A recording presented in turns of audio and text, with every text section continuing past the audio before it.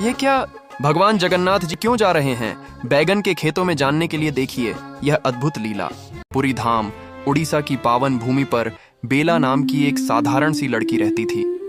वह घर परिवार और खेत के कामों में लगी रहती, पर उसका मन हर समय भगवान जगन्नाथ की भक्ति में डूबा रहता। बेला को संत जयदेव जी द्वारा रचित गीत गोविंद अत्यंत प्रिय था। काम करते हुए भी वह मधुर स्वर में भजन गुनगुनाती रहती और यही उसकी सबसे बड़ी खुशी थी। एक दिन पूर्णिमा की उजली रात थी। चांदनी पूरे गांव पर फैली हुई थी। बेला के पिता ने उसे आवाज दी और कहा कि खेत से कुछ बैंगन तोड़ लाओ ताकि सुबह उन्हें बाजार में बेचा जा सके। बेला ने आज्ञा मानी और प्रसन्न मन से खेत की ओर चल पड़ी। रास्ते भर वह गीत गोविंद गाती रही। उसकी भक्ति भरी आवाज में ऐसी मिठास थी कि स्वयं भगवान जगन्नाथ भी उसे सुनकर भाव विभोर हो गए। और जहां से भजनों की मधुर आवाज आ रही है, वह जाने से अपने आप को रोक नहीं पाए। जैसे ही रात में मंदिर के पट बंद हुए, भगवान जगन्नाथ मंदिर से बाहर चल दिए। उस मधुर आवाज से पीछे बेला जहां बैंगन तोड़ रही थी, वह सघन वन था। कांटे लगे हुए थे और जगह जगह कीचड़ थी। अब बेला तो बच बचकर निकल रही थी और गाती हुई जा रही थी। किंतु हमारे जगन्नाथ जी इतने रसिक हैं गीत गोविंद के, अगर कोई गा रहा है तो ये नहीं कि वहीं से बैठकर सुन लिया, सामने बैठकर सुनने का आनंद लेना है।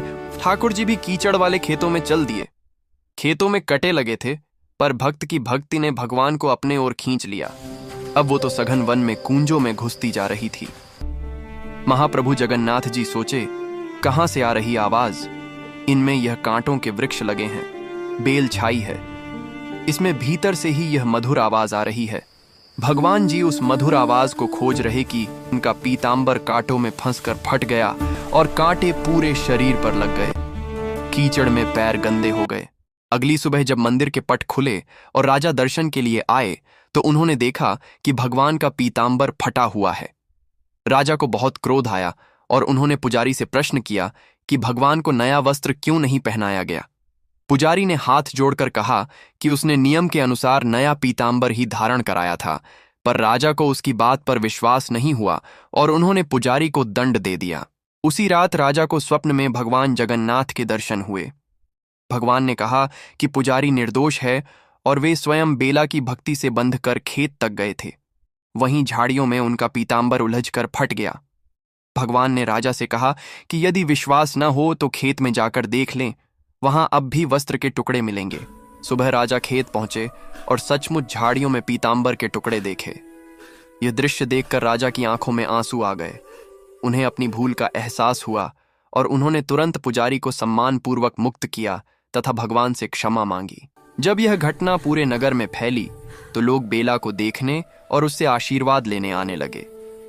धीरे धीरे लोगों की भीड़ के कारण बेला का ध्यान भक्ति से हटने लगा।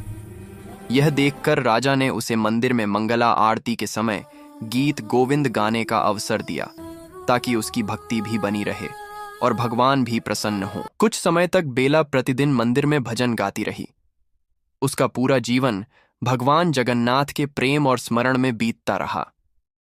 अंत में उसने शांत भाव से अपना शरीर त्याग दिया और कहा जाता है कि भगवान जगन्नाथ उसे अपने परम धाम ले गए। यह कथा हमें सिखाती है कि भगवान केवल मंदिरों में नहीं रहते, बल्कि अपने सच्चे भक्तों के प्रेम में बंधकर स्वयं उनकी रक्षा करने आते हैं।